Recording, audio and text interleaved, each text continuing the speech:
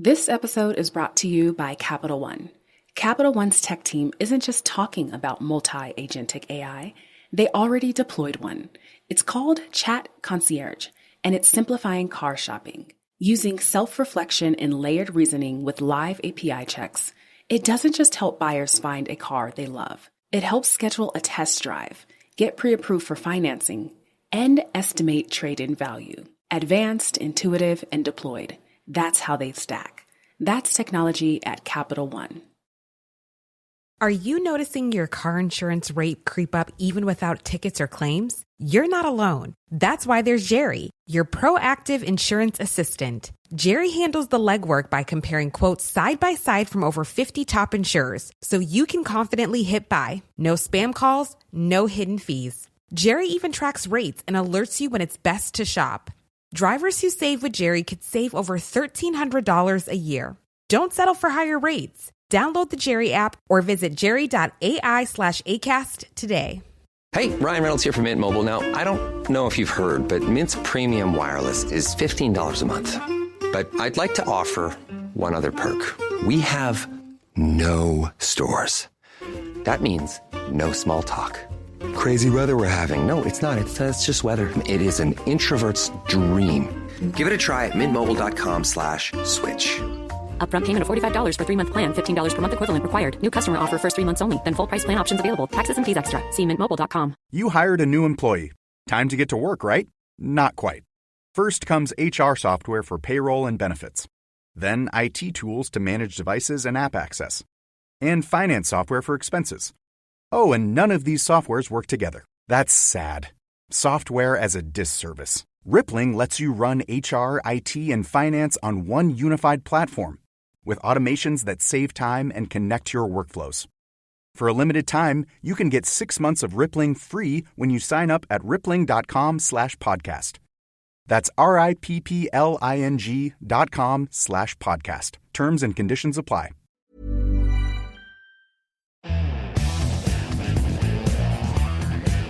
This is the Daily Tech News for Wednesday, November 5th, the 5th of November. Happy Bonfire Day 2025. We tell you what you need to know, give you the important context, and help each other understand. Today, Epic and Google agree to open up Android worldwide. I'm Tom Merritt. And I'm Sarah Lane. Let's start with what you need to know with that big story. Peace in our time. Epic Games and Google have agreed to settle their 5-year-old antitrust case over the Google App Store. The settlement includes many, if not most, of the remedies that were ordered by Judge James Donato in his ruling from October 2024. It will prevent an appeal from taking place. And here's what stays. Google will still have to allow third-party app stores, which it has already done complying with, and in-app payment systems on its version of Android without additional fees or unnecessary impediments. Google will not use revenue sharing as a way to stop a company from making its own app store. It will not enter into exclusivity agreements. It will not get OEMs and carriers to restrict pre-installation or placement of Google Play Store. And the 3-member dispute panel with members approved by both Epic and Google will still be created to resolve any disputes over the settlement.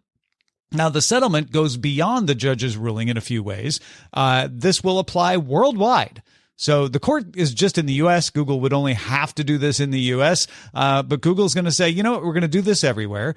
It will last for 6.5 years at the least. They can go longer if they want, but this will go through 2032. The judge had only required 3 for the initial order. Google will lower its fee structure.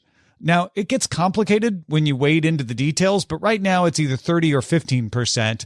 It's going to get a lot more complicated about what percentage applies when, but the max will be 20% and the minimum 9%. That has to go to Google from developers for purchases made using the Google in-app payment system.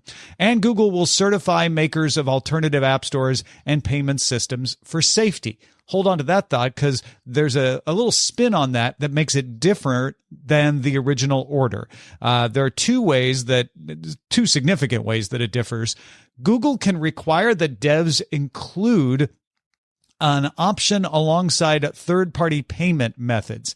Apps can still set their own prices and offer lower prices if you skip Google's system, but Google can require you to have them as a payment option.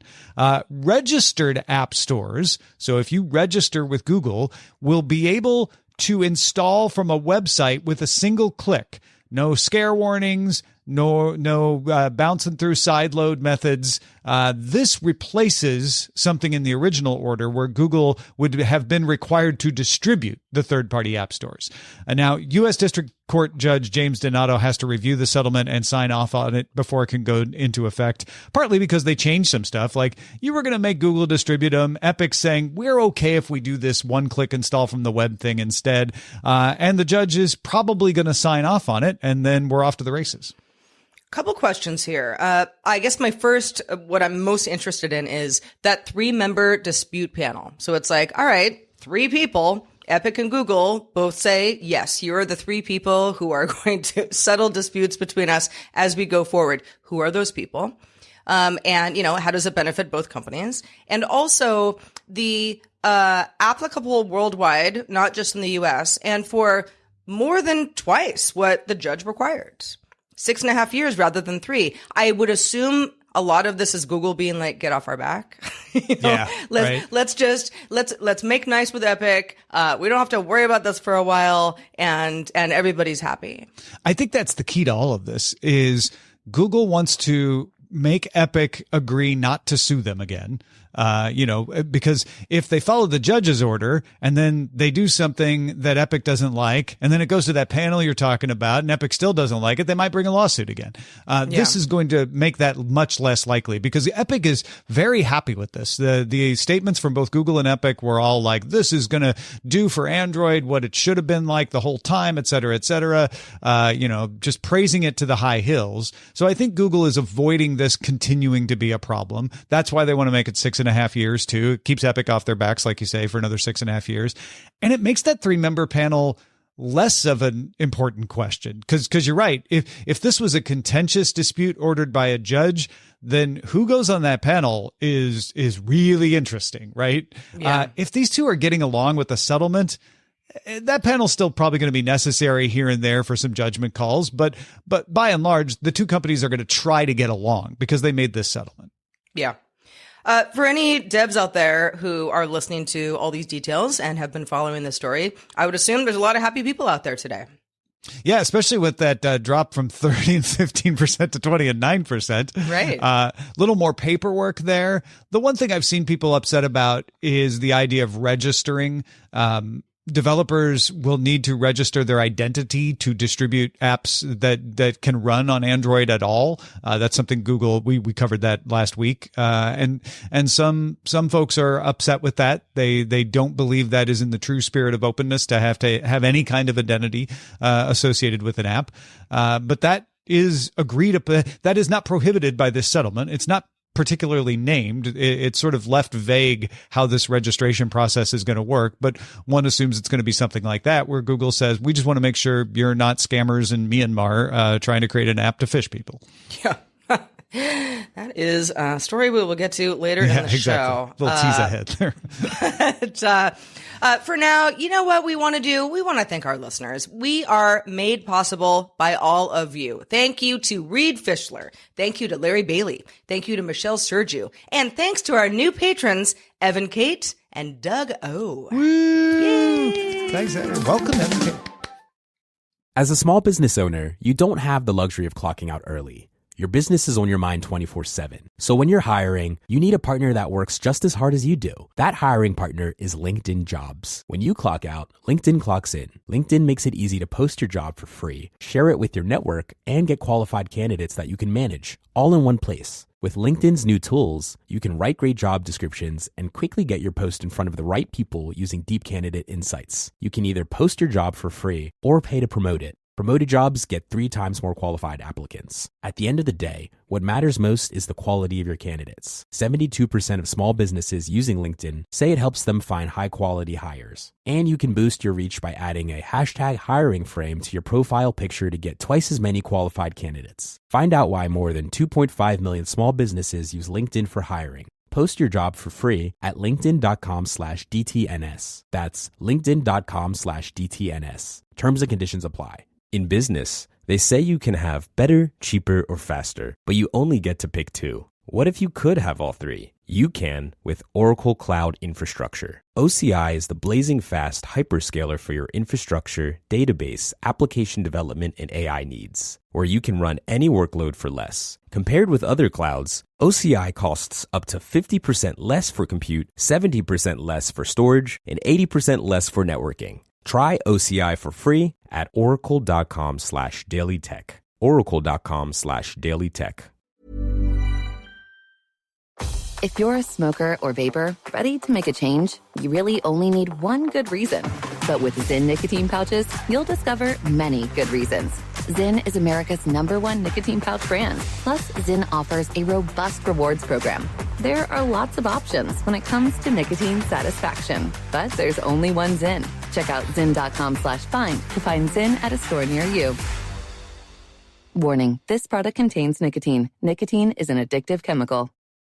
AI agents are everywhere, automating tasks and making decisions at machine speed. But agents make mistakes. Just one rogue agent can do big damage before you even notice. Rubrik Agent Cloud is the only platform that helps you monitor agents, set guardrails, and rewind mistakes, so you can unleash agents, not risk. Accelerate your AI transformation at Rubrik.com. That's RUBRIK.com. Banking with Capital One helps you keep more money in your wallet with no fees or minimums on checking accounts and no overdraft fees. Just ask the Capital One bank guy. It's pretty much all he talks about, in a good way.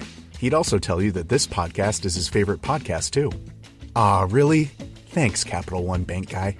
What's in your wallet? Terms apply. See CapitalOne.com/bank. Capital One N.A. member FDIC. There's more we need to know today. Let's get to the briefs. Sony's PlayStation Portal handheld was released back in 2023 for $200, supporting remote play of games on your PS5. However, and you may recall, your PS5 had to be on, had to be connected to the internet, and that connection had to be good enough to stream your game, which wasn't always the case. However, not anymore. We're on the up and up, everybody. The PlayStation Portal now supports cloud streaming of games directly from Sony's servers, as long as you subscribe to PlayStation Plus Premium, which will cost you $18 per month. That does let you game side by side with somebody using your PS5 under another account, or could let somebody watch a movie on your PS5 while you use the Portal to play a game at the same time. I can already hear somebody saying, well, you still need a good internet connection to stream to the Portal, which is true. But you had to have it on both ends before. Now you only have to have it on the one end. And Sony servers are probably not going to be the bottleneck on this. But the bigger thing is that last stuff you said, where if you were doing this, you couldn't use your PS5 for anything else. Probably not a big deal all the time, but occasionally an annoyance. And now you'll be able to just do the cloud game if it has the game you want and you're paying for the service. I get that. But you'll be able to, if you have that going on, let somebody use your PS5 to do something else with it. Yeah. Seems like a win for PS5 folks. Yeah. And it doesn't take away the ability to stream from the PS5 if you're like, I don't want to pay that subscription fee, right? Like, you can still use it the way it's been used up until now without having to pay anything extra. We have options. We mentioned back in June that Google's DeepMind Weather Lab had begun releasing forecasts for hurricanes, cyclones, typhoons, the like. There were high expectations for the model, and now that the Atlantic hurricane season is winding down, we can see whether it met those high expectations. The official numbers are going to come a little later from the U.S. National Hurricane Center in a few months, but senior researcher Brian McNulty at the University of Miami got a hold of the raw data and crunched a bunch of the numbers to give folks a preview. Out of 11 forecast models, the U.S. National Weather Service's global forecast model had the most track forecast errors across the 13 named storms this season. That's actually not a surprise. That model is not always that great, but it was particularly bad. And set against Google DeepMind, the difference between the two was significant. DeepMind was almost twice as good at the 5-day maximum forecast level as the National Weather Service forecast. However, The official forecast from the National Hurricane Center, or OFCL, is the one to beat. That's the gold standard. It is actually made by human experts consulting data from multiple models. The two of those, the OFCL and the Google DeepMind, were almost identical for the first 12 hours out, right? Like when you're very close to the storm and you kind of know where it is. Google DeepMind did slightly better until about 4 days out when the two converged. So 5 days away, they were both really good. Right before the storm, they were both really good. But in the interim, Google DeepMind was better. The gold standard of all these models is the European Center for Medium-Range Weather Forecasts. That data was not included in this analysis. That's why we want to wait a couple months for the official stuff. But typically, that one does about the same as the OFCL, just a little better. So it'll be interesting to see how it matches up. Google DeepMind also performed well at predicting intensity changes, which is also important, not just where it is, but how bad it is. Is it Category 5? That kind of stuff. Ars Technica quoted hurricane specialist Michael Lowry, noting that how much more quickly the DeepMind product can produce a forecast compared to the traditional physics-based counterparts that require some of the most expensive and advanced supercomputers in the world is quite notable. And he also pointed out that neural networks like DeepMind have the ability to learn and improve on the fly. So it's only going to get better the more it does this. Yeah, I mean, I think that's kind of the key, right? Is it's cheaper and it can reverse course. Ha ha, no pun intended. But it can kind of go like, oh, wait a second. Now we got a little bit more information. I know I said this 2 hours ago, but now I'm going to go ahead and update, the forecast for something that is extremely important to somebody. For example, a level 5 hurricane. Yeah. This is stuff that the more you know ahead of time, very, very, very important for anybody who's affected. So yeah, I mean, listen, we all love to talk about the weather ad nauseum, depending on where we live. Weather is very important. It affects your life one way or another. So yeah, the better we can get using some of these models, I'm into it. I wonder how much some of the old guard of weather folks are like, Google DeepMind, they think they're so smart. I don't know. I certainly haven't talked to all the weather experts out there, but the folks I read today, and I read 2 or 3 different folks, were pretty excited about this. They were like, this is great, because their goal is to make sure they can tell people to get to safety ahead of time and not have to waste time preparing for a hurricane in a place it's not going to hit, right? They want both of those. And this made it better. This made it easier to do that. It made it more effective. And that's really what's important. And not for nothing, let's point out that this is AI. This is that AI that people are often railing about, being used to make a demonstrably better prediction about something that will in fact save lives. So I don't think we should lose sight of that. And this is not a like, well, we'll see how it does. Maybe it was a blip. Like this was, over the course of an entire season, compared against dozens of models, like it did well, and it's probably going to continue to do well, if not better. Amazon is suing Perplexity for computer fraud. The retailer alleges that Perplexity's Comet browser doesn't disclose when it's shopping on a person's behalf, which Amazon says is a violation of its terms of service. Amazon terms prohibit any use of data mining, robots, or similar data gathering and extraction tools. Perplexity agreed back in November of last year not to let its agent shop on Amazon sites. But then this August, 2025, the Comet browser started accessing Amazon, identifying itself as a Chrome browser user. Amazon obviously took issue with that, sent a cease and desist letter on Friday to Perplexity, filed a lawsuit on Tuesday. Amazon is offering its own automated shopping, including Buy For Me, which can shop brand sites within Amazon, and Rufus, an assistant that can find and recommend items and put them in the cart. So there's a little bit of competition going on here. But likely, even a bigger concern, is that if you're a user and you're using the Comet browser, you're not seeing ads when that agent is doing your shopping. Yeah, that's the one, right? Amazon makes a lot of money off putting ads on the page to direct you to like, maybe you want to buy this, maybe you want to buy that. Which is very effective. And they've been making more and more money off of it as time goes on. If people aren't seeing those ads because the agent is doing it, those ads aren't very effective anymore. And what Amazon wants to do is figure out a way to say, let's make an agreement with every agentic browser out there that they will somehow pass along ads or bring in the user into the loop and make the process less good. Like this is going to be a fight. And this is not going to be the only company that does this, that says, we have built a system based on people seeing things. You've changed that system and we don't want to change our system. So you need to hobble your new technology from doing it. I mean, Amazon ran into this when it tried to do screen reading on Kindle itself, right? It got a bunch of audiobook makers mad at it because it's like, well, you're replacing audiobooks. So now they're on the other end of it. Well, and Amazon obviously offering something that's not exactly what Comet Browser is doing, but something that's, baked into its own ecosystem. Amazon wants you to use that. Yeah, definitely. They don't want you to use anybody else's. Then they'll be able to direct you to the ads using their tools, right? This is going to be any kind of automation like this ends up causing problems for people who built their systems around a world without that kind of automation. Mm-hmm. Google announced a research effort called Project Suncatcher, which will explore the possibility of launching a cluster of satellites to act as a data center in space.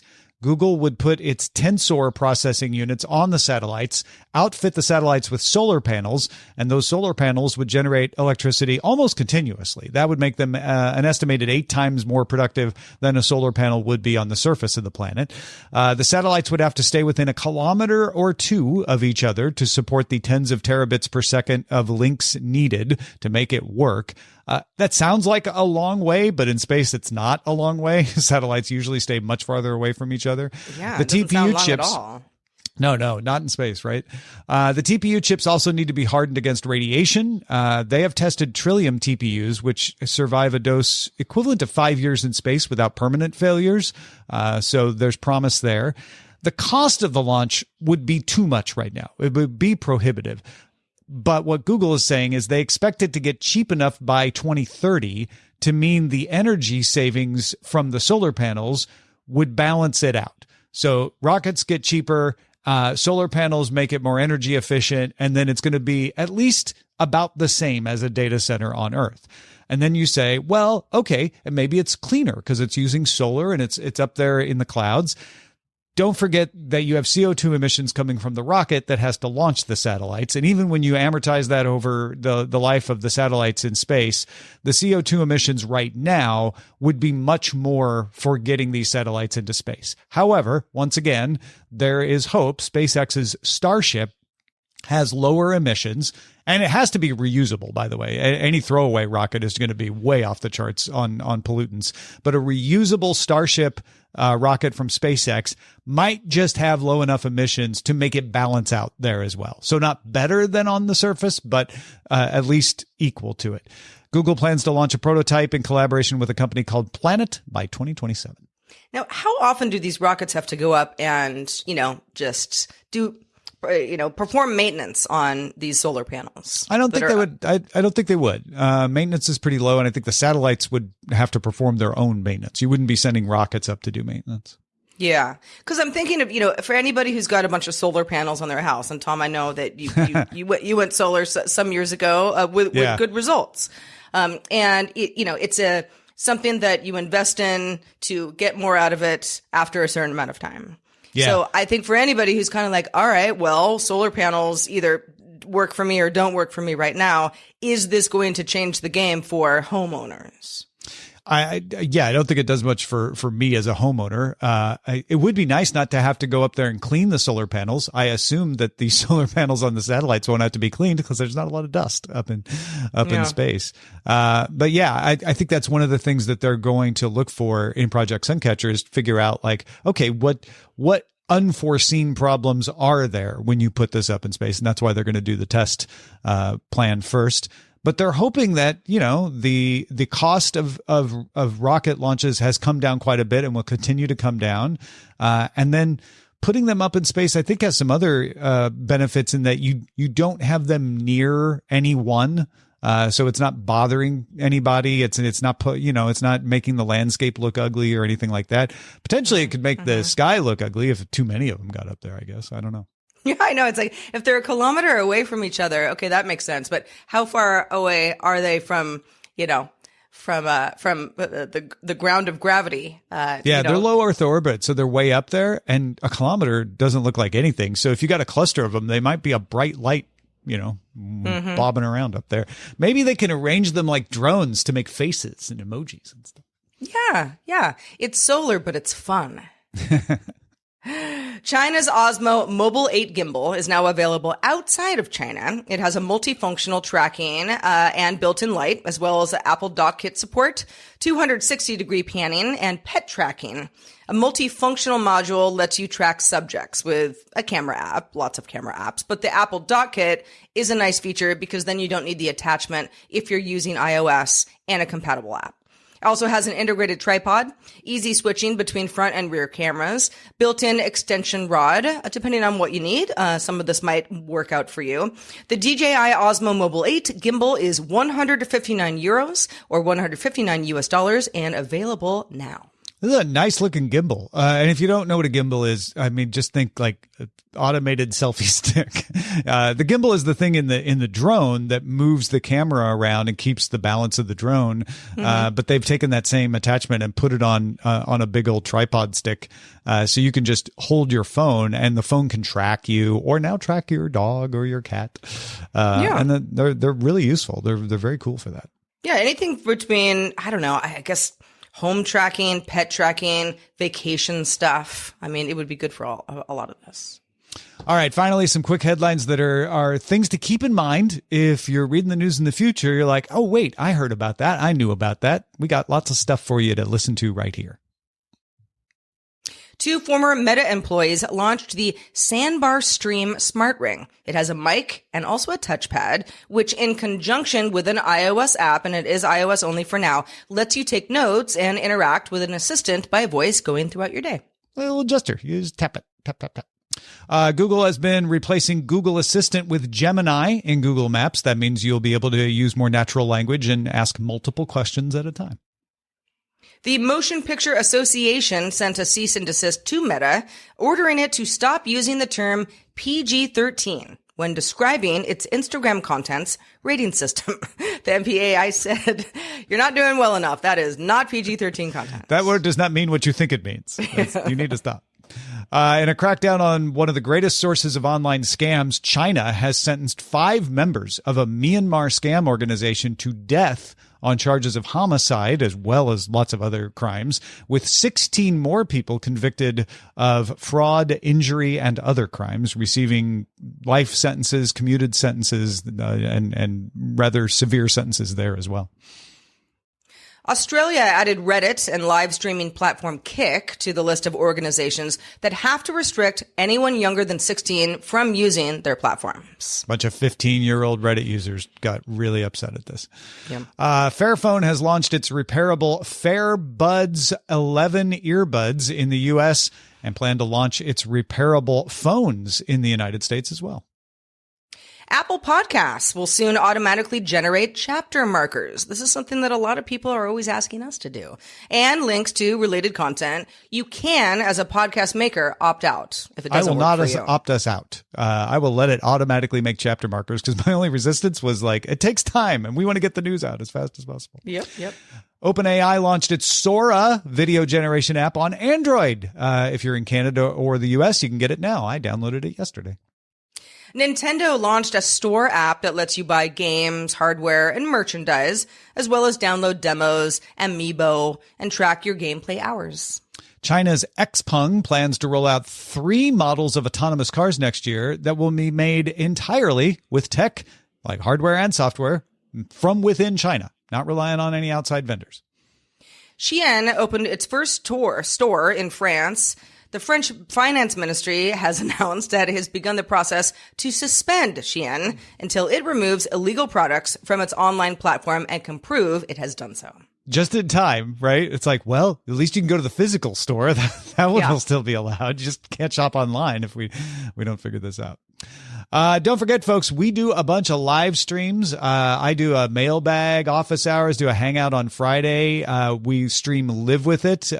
Sarah hosts that. A bunch of product reviews with products we've actually lived with on Wednesdays. And, of course, DTNS Live, where we do a big recap of the news of the week on Thursdays. You can find all of that at youtube.com/Daily Tech News Show.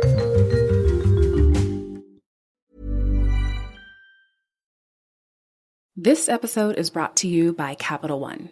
Capital One's tech team isn't just talking about multi-agentic AI. They already deployed one. It's called Chat Concierge, and it's simplifying car shopping. Using self-reflection and layered reasoning with live API checks, it doesn't just help buyers find a car they love. It helps schedule a test drive, get pre-approved for financing, and estimate trade-in value. Advanced, intuitive, and deployed. That's how they stack. That's technology at Capital One. Hi, this is Joe from Vanta. In today's digital world, compliance regulations are changing constantly, and earning customer trust has never mattered more. Vanta helps companies get compliant fast and stay secure with the most advanced AI, automation, and continuous monitoring out there. So whether you're a startup going for your first SOC 2 or ISO 27001, or a growing enterprise managing vendor risk, Vanta makes it quick, easy, and scalable. And I'm not just saying that because I work here. Get started at Vanta.com. We like to end every episode of DTNS with some shared wisdom because you're all very smart out there. Today, Richard explains why subscription gaming just not worth it for him. Yes, Richard writes, "G'day, guys. You discussed those Xbox price changes. The issue is not the price change, but the fact that none of the subscriptions match how most families use their Xbox as a shared resource. I canceled my subscription at the last price hike, and my kids and I are now not able to play couch co-op with the games that I actually own already and are not part of Game Pass. If I own it, I should be able to play it in co-op on my couch with my kids without Game Pass, especially when it's an offline game. The only feature I care about in Game Pass is the console multiplayer. However, it's not worth the $15 Australian just for that and a few extra games. And Microsoft needs to make local multiplayer part of the console, not the subscription." It's an example of somebody saying, "You mentioned this thing. That reminds me of another thing that bothers me." But I think it's a fair complaint to say, hey, I'm in my house with my kids. I'm not playing online. I'm playing co-op with my console that's in offline mode. Why do I have to pay for that? Why do I have to pay extra for that? Yeah, totally fair question. I get you, Richard. That would irk me too. If you've got thoughts, whether it's gaming or tech or anything that we talk about on the show, if you have insight to a story, you want us to talk about something on a future episode, do share it with us. We read every single email. feedback@dailytechnewsshow.com. Keep them coming. Big thanks to Richard for contributing to today's show. Thank you for being along for Daily Tech News Show. You keep us in business, folks. If you're not a patron yet, you can keep us in business by becoming one. Do it right now. Patreon.com/DTNS.